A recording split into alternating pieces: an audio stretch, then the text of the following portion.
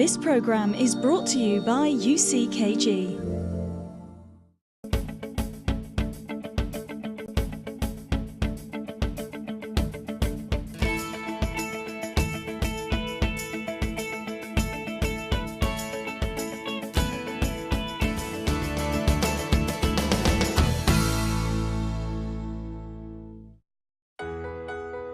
Coming up on tonight's show, childhood is supposed to be a period of time that we learn our values from our parents, when our family will be protecting and guarding us from the wrong paths in life. But what happens if you lose your parents? How do you overcome this kind of suffering? Our live guest tonight will share her amazing story to inspire you all. Stay tuned for all this and more, all on tonight's show. Hi and welcome to Finding Answers, and we are here tonight to talk about a subject, a topic that for some people it hurts, others you may be able to overcome it very easily. Some people, they take it so much in board that it hurts them inside. They create inside of their heart an emptiness and is very difficult to overcome.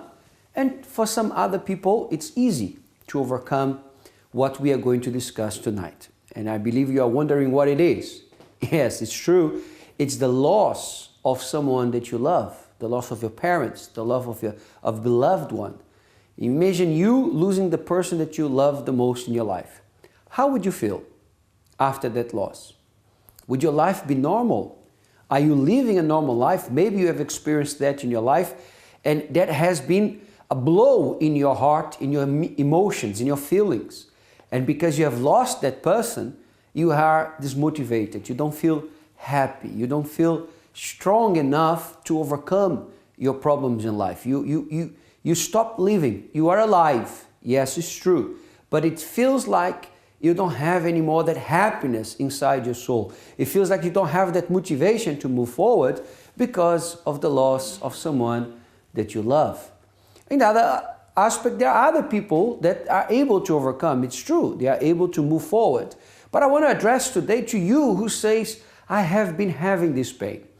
I have been having this hurt inside of me and I don't know what to do. I don't know how to handle it. I try to speak with people. I try to talk with friends. I try to go in so many places, but I still feel this emptiness inside of me. If this is you, stay tuned in tonight's program because we are going to have a live guest here tonight that's going to talk about the loss and how she was able to turn that situation around. Let's watch a testimony of someone that overcame to lift your spirit up. And when we come back, we are going to talk to Pastor Raymar, who is here with us tonight. Let's watch and we come back with all of you.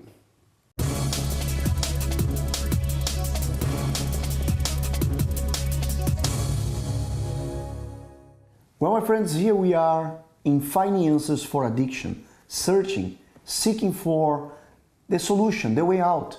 What do you think? There is a solution for addiction? Well, I have here today Eli. Eli, yeah. Hi, Eli. Hi. How are you? I'm good. Today, okay? Yeah, today I'm good, I'm okay. I heard you had a problem with addiction before. Yes, I had a big problem with addiction. Tell us a bit about it. My addiction I had was pornography. Mm-hmm. And although to most it may not be seen as a big problem, the consequences it had on my life, the way it affected me as a person, as a young man, was catastrophic, to say so. I was introduced to it at the age of 11.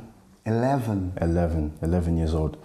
It was between the transition of primary school and secondary school. Being introduced to it in a new environment. It was new to me. And when it was first introduced to me, like most people who I've spoken to who've had the same addiction before, it's something that when you start, you become very curious, and then it becomes very hard to stop. And then by the time you take a look back, you're too far into it, yeah. How bad, how deep did you go in that? For me, well, for most people with the addiction of pornography, it distorted my mind completely. I mean, for someone, even at a young age, who looked to one day settle down, have a family, be in a healthy relationship, I'll talk about it later on, but I found out that pornography was already sort of blocking me from getting me there. So it was giving me a distorted image of a relationship, how it should be, sexual intimacy through couples, because at the end of the day, pornography is acting. It didn't allow me to function in school. I almost could not function throughout the day without watching it. During the day, because normally they say that the thought come during the night when they are alone, and some they spend the whole night on it. Then they had the consequences of next day being tired because they were throughout the night on that. But in your case was also during the day. Also during the day. I mean, I was so addicted and into it. It got to the point where even if I had my father or a family member inside the living room, I would somehow turn the computer to a certain angle to watch it there. I would, if I couldn't access the computer at home, I would access my father's phone. It got really bad. So I was so hooked on it that I wasn't able to stop. Did you try? I tried. There were even times where I sort of tried to use my willpower, maybe went a week to even a month without watching it, but it just kept drawing me back. It's like So once you saw yourself doing all again. Yeah. Well, I heard this week that one boy here in London, 14 years old, was condemned. His name, of course, will not be revealed, but because when he was 12, he raped his sister of 9 years old because of this pornography issue.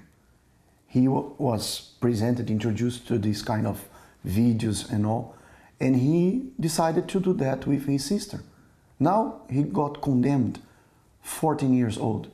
Why am I saying that? Some people, they consider it not a big deal or something as was supposed to be natural, masturbation. And in your case, in your opinion, how do you see pornography? Pornography is destructive. The extent that pornography can have an effect on someone is actually limitless. Like you said there, fortunately, I didn't have to go through that. But when you're in pornography, masturbation and so on and so forth, your mind travels to different places, and you can even find yourself doing things that you would have never thought you would ever do. So it's really crazy, and it's very, very destructive. You said that you couldn't concentrate. Can you describe that? For example, in school, I went to a boys' school, but of course I had teachers of male and the female gender. If I have a female teacher, my mind starts to travel places, starts to think about things I shouldn't be thinking about. I can't focus in class. If I'm studying, I start to get the urges, become very agitated, start to develop desires to watch pornography, and it would just sort of hold me back from my potential. What was the worst moment for you? I think the worst moment for me, which was quite embarrassing, was being caught by my own mother in the act of pornography and also masturbating. And the addiction was so strong, was that even though I tried, I attempted to put a halt to it for 2 or 3 weeks. Because of that event that took place, I couldn't stop. It's like, even then, when I was caught, even using my own willpower, I just went back. It's like 2 steps forward and then 4 steps back. Well, eventually, did you seek for help? I did. My mother actually introduced me to a Christian help center. I attended the meetings, a young age, 14. It was particularly on Friday when I received the treatment, attending regularly, being consistent and faithful, and the other meetings there, which helped me to build up my faith, realizing I had faith inside of me, and this is what helped me really overcome the addiction of pornography. When you say really overcome, what do you mean? Because they say that once an addict, always an addict. That can be an addict in a recovery process. Nevertheless, to be really free, that doesn't happen for an addict. In your opinion, is there a solution for addiction? There is a solution for addiction. It's not religion, but through faith in the help center with God, I managed to sort of cross the bridge. I managed to do what I really didn't think I could do before. Let go of something that, you know, had me bound for so long. Yeah, you said that you started with 11 and you came to know faith on 14. 3 years you were, you know, as a slave of that. For how long are you clean? For how long? I've been clean for 5 years now. 5 years? 5 years. So freed from these thoughts or the imprisonment of the addiction? Yeah. Clean, clean, clean. Fully clean. So there is a solution for addiction? There is. You approve of that? Uh-huh. Great. How is your mind today if we make a comparison of Eli today and Eli in the past? Eli today is more strong-minded. He's not a weak-minded person. Apart from pornography as an addiction, he doesn't let things sort of control him or have any type of influence on him, because it was through the friends I was introduced to that. So even if I do have the negative person around me now and then, it doesn't affect me. I'm a strong-minded person, my mind is clear. You know, I'm no longer pressed down by all the guilt and the heaviness, negativity. I'm free now and I'm definitely looking forward to my life. Thank you very much for your story, Eli. Well, my friends, as you could see, there is a solution for addiction. I was speaking to a young couple this week, and young couple, he is 25, she's 23, and they are married for 3 years. And they are facing problems because the husband is giving more attention to pornography than to his young wife. You may say that this kind of problem, pornography, this addiction is not a big deal, but it's destroying people's lives. If you want to find out more on how to overcome this problem, give us a call, 020-7686-6300. Let's go back to the studio.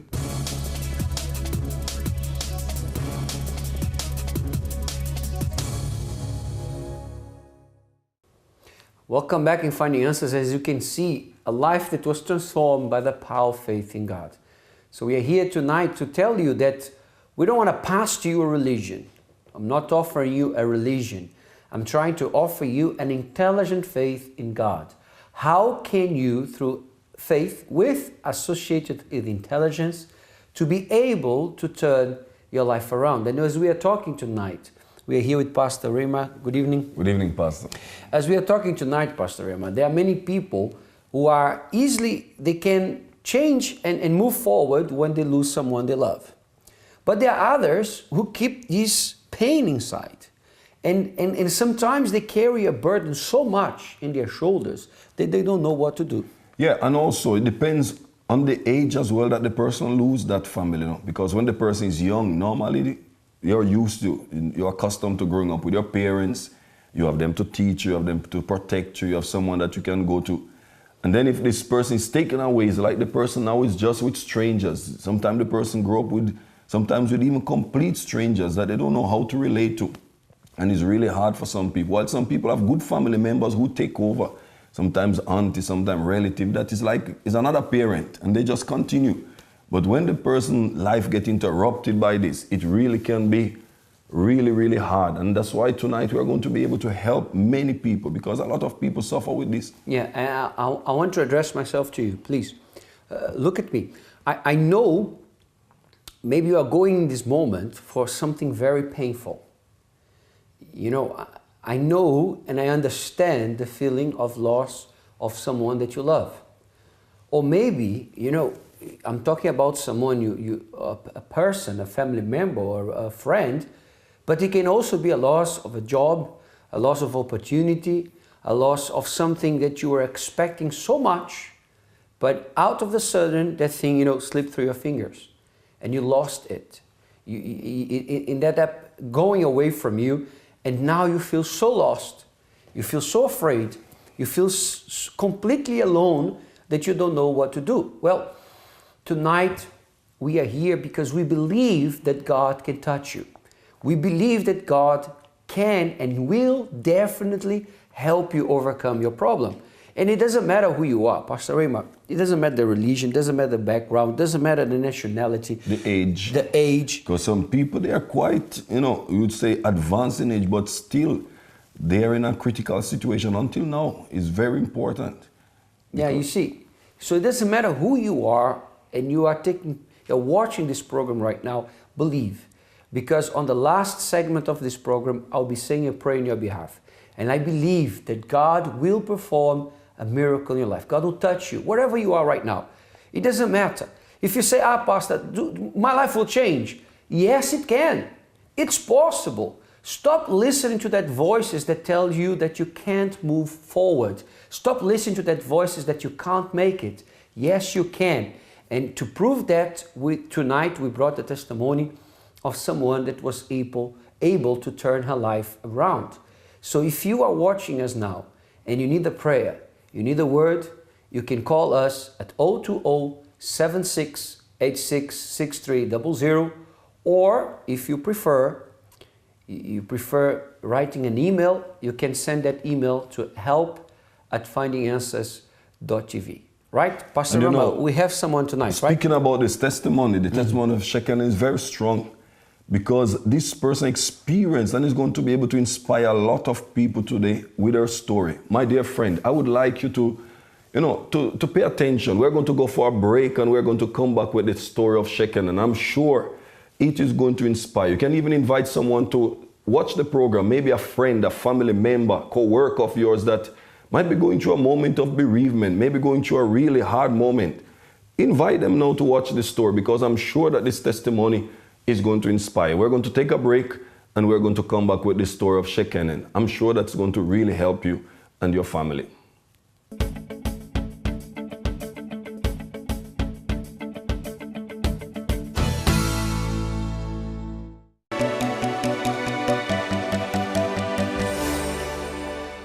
I was depressed for many years, but not anymore. And now it's my turn to help you lead a happier and healthier life.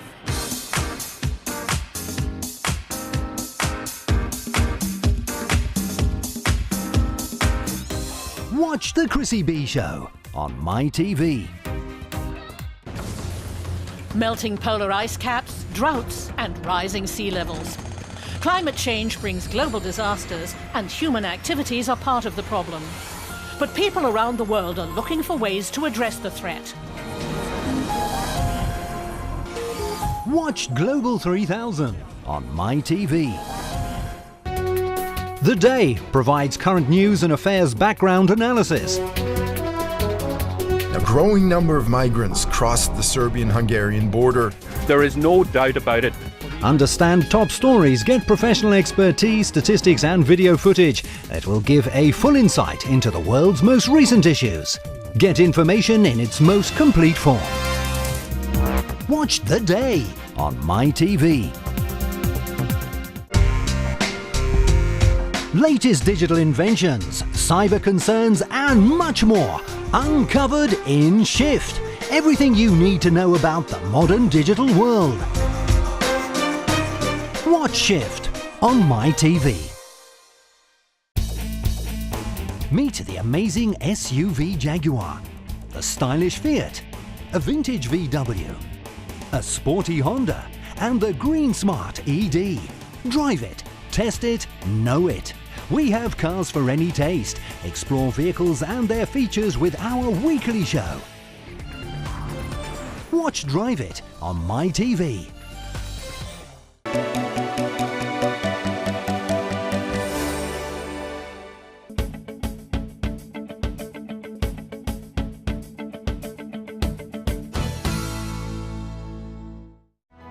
Pushing me for the rest of the week, so it's like a boost. Things were really tight. Today, the way I see myself is completely different.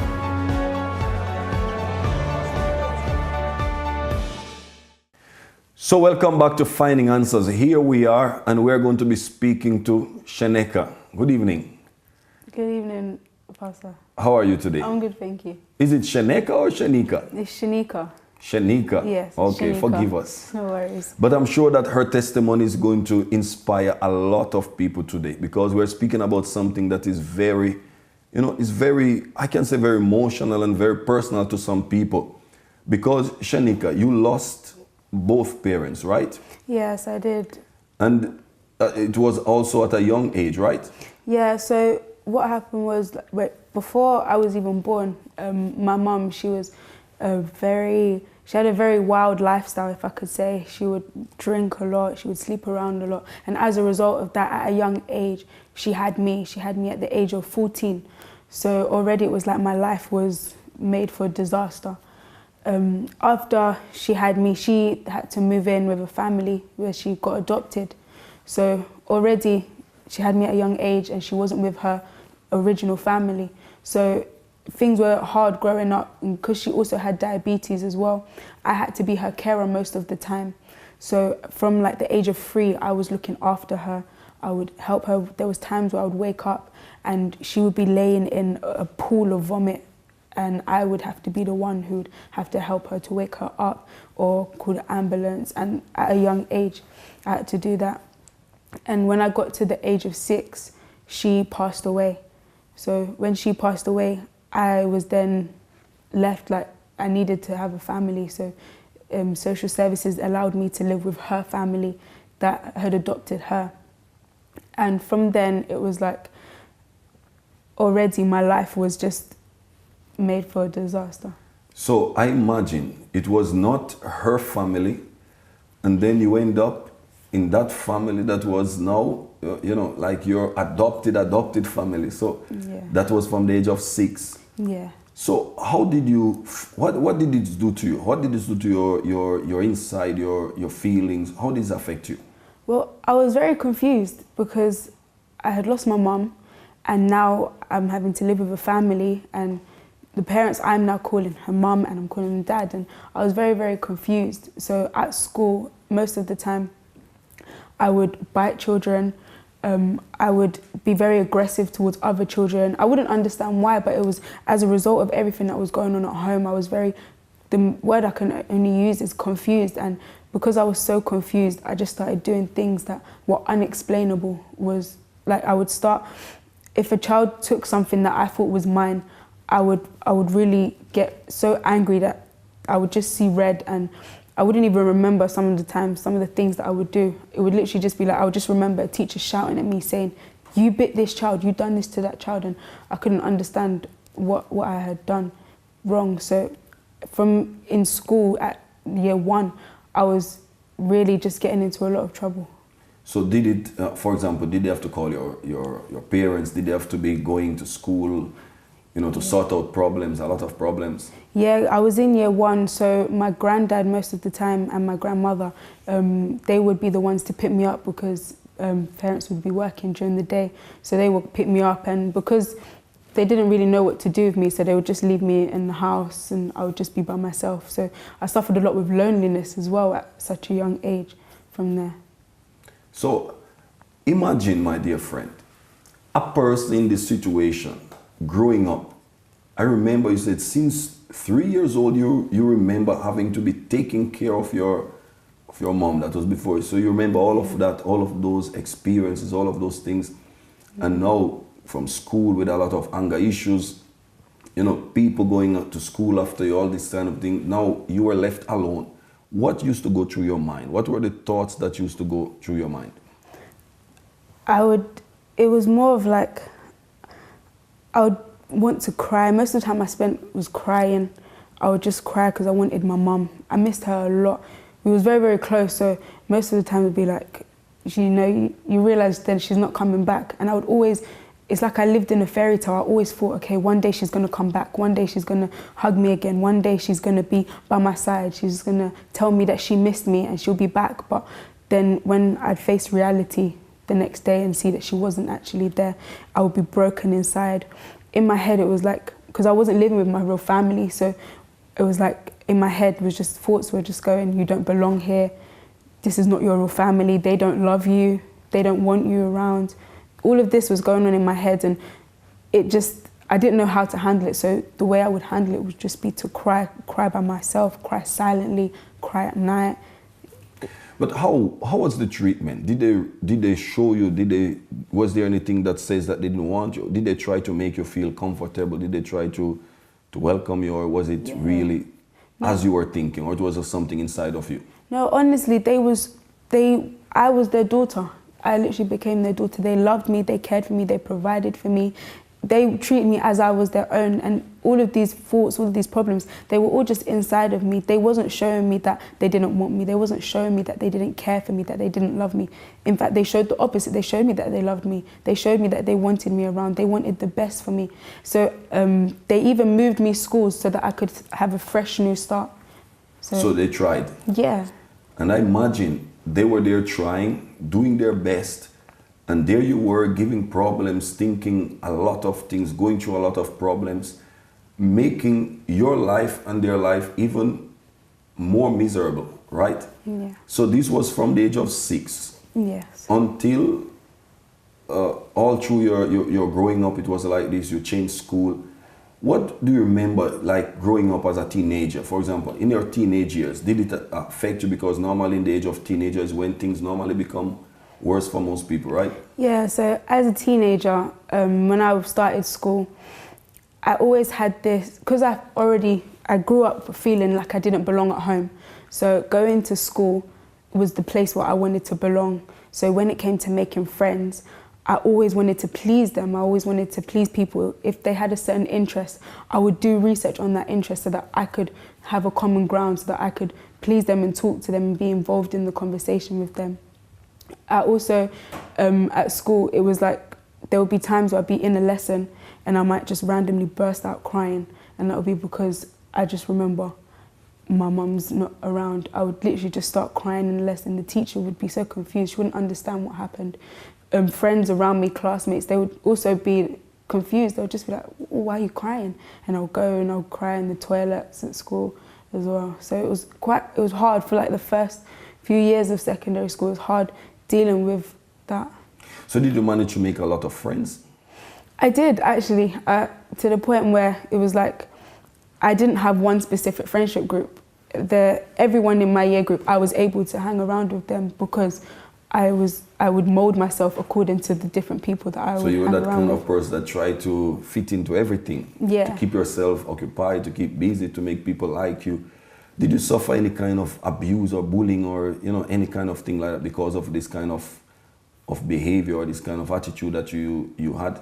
No, I didn't. It was because I would watch people, I would observe what makes them tick. So I would know, okay, I can't say things like that, or I can't say I don't like that, because then they'll get angry and then they won't think that I'm part of them. So I knew how to behave around certain people. So you were perfect people pleaser. Literally, I just wanted to be perfect for everyone, because I just never felt like I had belonged. And being around everyone being pleased with me, I just felt like I belonged. And then when you have those episodes of crying, those kind of crying, how would be the reaction of people? They would want to comfort me. They would hug me. They would just be like, oh, it's okay, don't worry. They would ask me what's going on, and I would be in so much tears, and then after I'd feel ridiculous that I wouldn't be able to explain it to them, because it was like, well, there's no reason for me to be crying, actually. Like, there's no problem, there's no situation, nobody's hurt me, nobody said anything to me. So there's no reason for me to cry, so I would just keep it inside. And then eventually, going through the years, I managed to control it, but then it would be a thing where instead of me crying during the day, I would be crying at night. At night. So my dear friend, maybe you have been going through things like this. You have faced, or you know people who have been, missing the loss of person. And you see person react. Sometimes we see people react in a certain way that we don't really know why. Sometimes there are children that you see behaving in a certain way. Sometimes even adults. Shanique, I'm sure that tonight you're going to help a lot of people, because recently I've been speaking to an adult. And this person is quite advanced, not advanced in age, but a reasonable age. And her parent, her mom, is sick and is about to pass. And she's already, seeing that. She's already feeling that pain. What am I going to do without my mom? And this is an adult I'm talking about. And maybe this person is there already thinking, what will I do without my parents? For example, myself, I lost my father.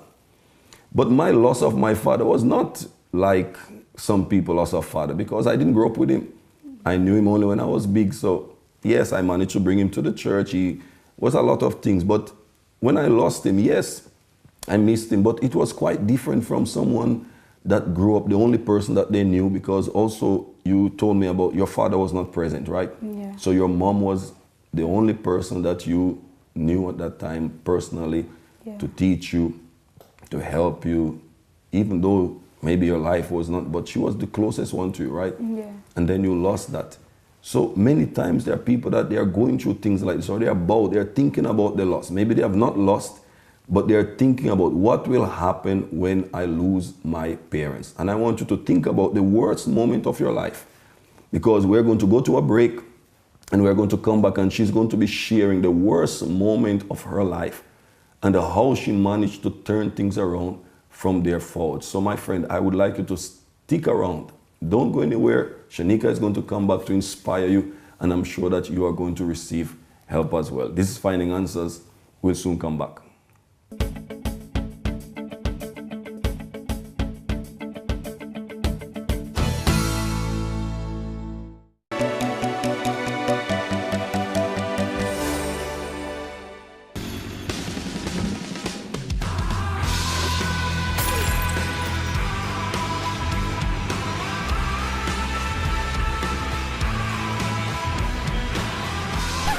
Time is an illusion.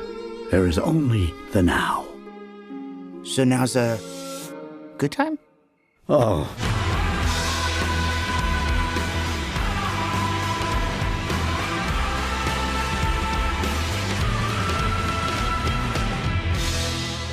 She with you? I thought she was with you. If it's in the cinema, it's in On Screen.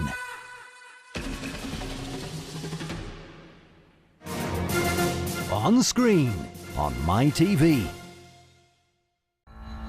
Get all the recent news updates with France 24. Watch France 24 on MyTV. Football, football and football. More football than ever. Championships and Bundesliga legends are closer than you think with Kickoff. Watch Kickoff on MyTV. Latest digital inventions, cyber concerns and much more uncovered in Shift. Everything you need to know about the modern digital world. Watch Shift on MyTV.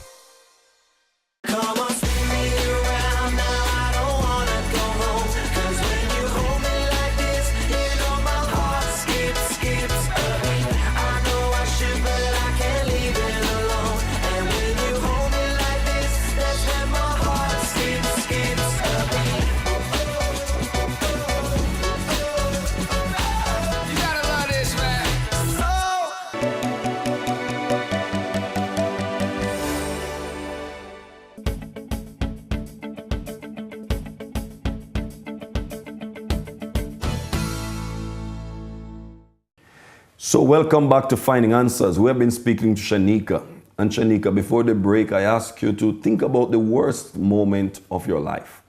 Because many people, after going through so many things, you might think that they pass the worst. They get to a certain age and things, become better. But what was the worst moment of your life, Shanika? I think the worst moment for my life would have to be when I lost my father. So as I was explaining before, after my mum was adopted, she lived with a family, and when she passed away, they became my family. And my parents, after I had overcome complexes and stuff, I really started to build a bond and a relationship with them to the point where I actually really just loved them unconditionally. And when I got to the age of 19, my dad started to get sick, and literally I just watched him get sick, and to the point where even at the hospital I was with him, and we were so close that I was able to speak to him about anything. And for him to die, that was literally like my shield, my rock. He was literally everything to me. He was gone, and I was so broken to the point where I didn't even want to go to work anymore. I didn't want to do anything. I remember I was pursuing a career, and I even decided I don't want to do that anymore, because what's the point? I was doing it and my dad's gone now, so I just didn't want to do anything. You could even say that I had signs of depression, because I just wanted to isolate myself. I took so many days off work that people were just worried about me. I didn't want to be around people. If I was around people, I would be moody. I'll be complaining or I'll just plainly be silent. I just didn't want to be around. So this was at the age of 19. Yes. After losing your mom, you managed to overcome, you managed to get around, right? And Yeah. you form a bond with this, now what you consider your father. Yeah. So 19-year-old you lost, and then you enter through this phase. You went through this let's call it this depressing mode. How long did this last for? How long did you go through this? About a year. Well, not a year, but the whole process of it, it was about 6 months, and I started to overcome like 6 months later as well. So in total it was about a year long, and it was hard because I was down, my family then were down as well. It had like a ripple effect, and because then it was like, because they was down, then I was even more down, and it just, nothing was changing. Exactly. So it was not like a normal bereavement or we have a death in the family. For you, it was much, much more than that. It was like your ground being removed from under your feet. I lost a part of me, honestly. It was so painful. Like I could physically feel the pain to the point where literally it was more crying, more tears, more confusion, more anger as well. I would get really angry for no reason. It was a very painful experience that I wouldn't want anyone to go through. So today we know that you overcame. Mm-hmm. How did faith help you? How did you find faith? How did things change in your life? Well, when my dad passed away, I was already like the starting process of being in the faith. But because I wasn't strong in my faith, that's why the death of my dad affected me in the way that it did. But when I started to take my faith seriously, when I started to, hear messages, hear people of faith speaking, motivating messages, that's when I started to apply it for myself. And I started to see that, okay, I believe in something that I cannot see, which is already in itself, it sounds crazy, but it was like an extra strength that I had, because later on I then lost my grandmother, and the way I've reacted in losing her, my grieving process in terms of losing her than it was with losing my dad has been completely different. Instead of me, isolating myself, instead of me closing myself off, instead of me turning to things that, because most of the people who are not in the faith, they turn to things like drinking, they turn to things like smoking or drugs. I didn't do any of that. At 21, instead of turning to the negative, I started to build myself up. So I got myself more involved in projects. I was able to be my own motivator. I didn't hold myself back. Just because I lost my grandmother, it wasn't going to be the end of my world. She was gone, and I showed my respect, and I had that time to grieve. But it didn't last long. It didn't last anywhere near as long as my dad's grievement. Exactly. So you were saying that when you lost your father, you already, for example, you believed in God, right? Yes. But this belief in God didn't help you through all of this, the younger age, and even when you lost your father. No, it didn't, and it was because it was just simply it was just a belief with no action. There was nothing behind it. There wasn't any substance to it. So what was different? You received a faith that was practical, that was different. What are some of the things that you learned, that you really remember, that you were able to apply, that really helped you to overcome, especially in this time of grief, to help you to change as a person? Well, it was more of just knowing that I believe in God, so He is with me. And if He's with me, then nothing can come against me. So because of this, it was like a trust. Because I'd lost so many family members, I had lost all trust in anything. So for me to trust in God, it was a real big thing. Did you sometimes ask why God allowed this to happen? Did you sometimes ask people, like normally people say, why did God take away Did you sometimes blame God for taking away your mom, your dad? There was that situation after my dad had passed away where I was so angry. I was just like, if everyone tells me that God is loving, God is caring, if God loved me, then why am I going through this? Why have I lost the person who I've loved the most? Because this is very common, Shanika. Normally when we speak to people who have lost loved ones, the first thing that they said, and even some people consider themselves atheists. The reason why they become atheists is because they come to the conclusion, if God exists, or if God is real, or if God is good, why have I lost why did God take away this person from me? Look at the question. They say they don't believe in God, but at the same time they say, why did God take away this person from me? So a person don't believe that God exists, but you believe, or you are willing to say that he took him away from you, or he didn't do something to stop him. So that is where the confusion lies. So you are angry with God. Yeah. You are angry with people. You're angry with yourself. 19 years old. And you already learn about God, believe in God, but you didn't put this belief in a practical way. Yeah. So I believe that you started to apply your faith in a different way. Yeah. And I'm sure that it made a lot of differences in your life, right? Yeah, honestly. And something that I kept with me was that God is not going to put me through a situation that I'm not able to overcome. And from me realizing that, wow, like I am strong, it all came from inside. Like I had to believe in myself as well as believe in God, because what's the point in me believing in God but I don't even believe in myself? So from there, that's when I started to see, okay, I am strong, I can overcome this. And as a result, it's like after my nan passed away, it's not like I didn't take weeks off of work. I was continuing. I was helping my family as well, being there for them. Instead of me being the one that's bringing them down, I started to be the one that was like lifting them up as well. And I've seen a massive difference. And even now you are lifting up many people, because maybe there are people who are watching you now that they might wonder, how can a person speak about the loss? How can a person speak about this kind of pain without even crying? It's like, you know, some people they marvel, some people they wonder, because just by hearing about death, hearing about loss of family, some people are already crying. But you are here inspiring many people, telling people about your experience, and I'm sure that you must be able to experience, share experience with a lot of youths, a lot of people, right? Yeah, and that's another thing as well, because I went through this situation, because I'm able to overcome it, I'm now able to help somebody else who has gone through it, show them that it is possible to overcome. And especially with the work that I do now, I work with young people who have been kicked out of school because of situations like this. Some people have lost their whole family and they're literally on their last legs, and I've literally been able to say to them, no, it is possible for you to overcome this situation. So by faith, you can overcome. Yeah. So who is Shanika today? Well, I'm not grieving. I'm honestly happy. I'm very ambitious. I've started my own business as well as a result of the active faith that I've learned and built up. And my family is completely happy. We're united. Of course, we go through situations and conflicts, but the way in which we solve it is a lot different because it's built upon faith now. For sure.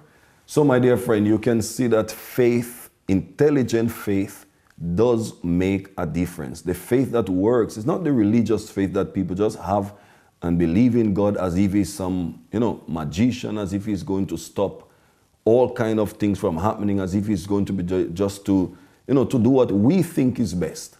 When you believe in God, you have to understand that there are things that, of course, happen in our life that we don't understand. We don't have all the answers why this happened. For example, this program is called Finding Answers. We may not be answer all the questions why certain things happen. But how to overcome, you can find the answer, for sure. How to move on, how to change your life, how to go ahead, how to become a better person, you can find. Because Shanika is here tonight sharing her testimony, and every night we're sharing with you stories of people who managed to overcome. And you are going to be able to overcome. I'm sure that you're going to be a blessing. We're going to go to a break, and when we come back, we are going to be praying for you, and I'm sure that your life will be a blessing.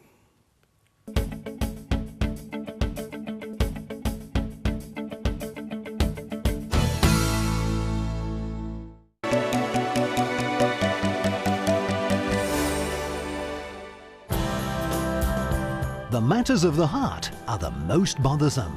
We like to explore in details what people have been through, what couples have been through, so that we can highlight some points. Learn to love intelligently. Watch Love Talk on MyTV. Meet the amazing SUV Jaguar, the stylish Fiat, a vintage VW, a sporty Honda, and the green smart ED. Drive it, test it, know it. We have cars for any taste. Explore vehicles and their features with our weekly show. Watch Drive It on MyTV. Do the maths. Changing your life is not as simple as changing your hairstyle, your shirt, or rearranging the furniture in your living room. You're talking about years of deep-rooted habits, behaviours and problems that are not going to change overnight. Many may say, think positively, but the trouble with that is that you can't do or change anything with just thoughts. But add action into the equation and the outcome can be different. Let's do the maths. Positive thinking plus action equals a change. Whatever it is, if the change is significant, if it's worthwhile, then it will have to take time, effort and homework from you. Latest digital inventions, cyber concerns and much more uncovered in Shift. Everything you need to know about the modern digital world. Watch Shift on MyTV. Football, football and football. More football than ever. Championships and Bundesliga legends are closer than you think with Kickoff. Watch Kickoff on MyTV.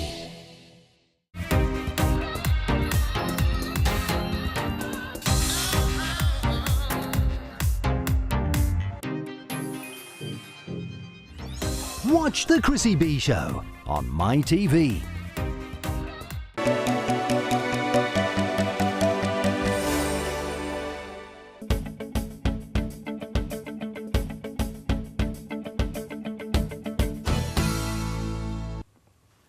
Yes, welcome back to Finding Answers. And Pastor David, what a wonderful testimony.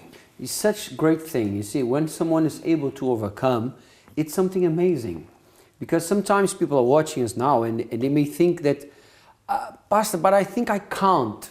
They have this mentality that they can't make it.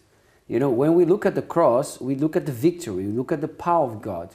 And sometimes people think that they can't make it, and this is the problem with many people. Exactly, because the usual thing is not for people to lose their parents. It's not for you. Maybe you stay wondering why. Sometimes we cannot stay with that question of why, because if you stay asking why, you're not going to be able to move on. So certain things happen. We lose at an early age, things happen in our life. And just like she can enough to manage to get the strength and overcome, you can do it. It's not a matter of if you can or not. You can do it because there's faith inside of you, there's power inside of you, and we are here also to help you. And I'm sure that you are going to be able to overcome. Definitely. You know, sometimes we have so many problems in life. Look, you know, I know you're watching us now, and you may be asking this question to yourself. How can I change what I have created? Or you know, maybe you say, I've been the cause of this problem. Or you attribute yourself the reason why you are suffering. And that's the problem.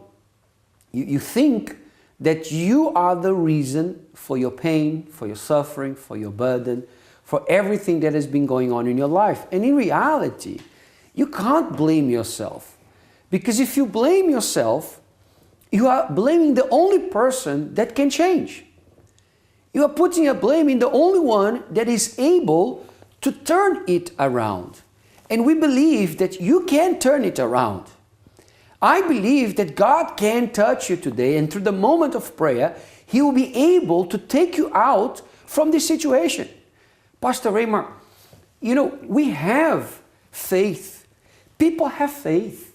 Sometimes this person thinks, I think I don't have faith. They have faith. And sometimes, Pastor, the person even blame God or question why God. Sometimes they use this problem as a way to, how can I say, to blame God or to discredit God. When God gives them the faith, the person might say, but how does God fit into this? God gave them the faith that you are talking about. Yeah, it's inside of you. Do you believe it? If you believe it, let's get ready for the moment of prayer.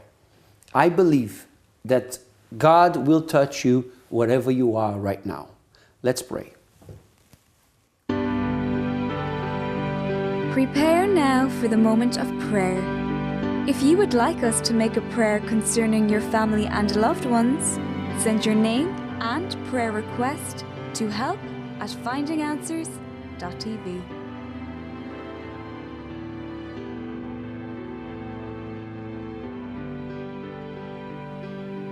My Father, I know, my Lord, that in this moment, as we are here standing before this cross, I know there are people taking part of this prayer who have been suffering, who have been crying, and they may feel, my Lord, that there is no hope because of the burden they feel or they have, because of the loss of someone they love. Maybe, my God, she was like the testimony brought up all by herself without the love of parents. My Lord, and it's been a burden for so many people. Maybe this person is watching us and she's feeling alone. She has nothing to do, so she's watching the program right now, thinking about her life, thinking about herself, thinking about himself, and worried that his life or her life will never change. My Lord, I believe. I know you can. I know, I am sure. My faith tells me, as you are here with us, you are there right now where this person is. You are there right now, touching our heart, touching our soul. You are giving them a boost, an energy. You are empowering this person, my Father, so that she may lift her head up and say, I can change my life. My Lord, you are bringing this assurance and you are putting this inside this heart now. I can make it. I can turn my life around. I don't need to carry this burden by myself. I don't need to carry this pain in my heart by myself. I can change it. I know, my God, that you can do that right now. So go, Holy Spirit of God, visit each and every person that is taking part of this prayer. And I know for a fact that you are here now touching these people's heart. And I believe that the power of the cross, what the cross symbolizes, victory, the place where you overcame the same way you did it, my God, I know that this person can. So in the name of the Lord Jesus, I determine right now from here where we are, in the name of the Lord Jesus, I bless your life today. I determine that the Spirit of God may visit you now and you receive the strength to lift up your head and never look back. Don't look back. Believe in your heart. Believe in yourself. Believe that God is there with you wherever you are, and He lifts you up. He strengthens you right now. My God, this is what I determine, and I believe that is happening now in the name of the Father, of the Son, and of the Holy Spirit. And if you believe with all of your heart, say Amen. Amen. Do you believe? If you believe, receive it right now. Pastor Raymar, what we have, we give to them. Receive your blessing, my dear friend. You are strong and you are going to overcome, and your story is going to be a different story. It's not the one that was supposed to be. It's not the one that you have been familiar with from now on. From now on, your story, your life is going to be different. And I'm sure of that. Just like Shekanen was sharing her story today, you are going to be able to share yours. Pastor David, was a great blessing, no? Yes, and I believe that you too can change your life. We are coming to the end of our program, and I believe that this blessing from the cross is with you. Pastor Raymar, final considerations? Well, if you would like help, we are available to help you. If you're going to give us a call, you can call us. You can send an email to us. We are going to be here to help you. This has been one more program, but I'm sure it has helped many people, and we're going to be here tomorrow to help you also. All right? Amen. God bless you. Have a wonderful day, and see you next time in Finding Answers.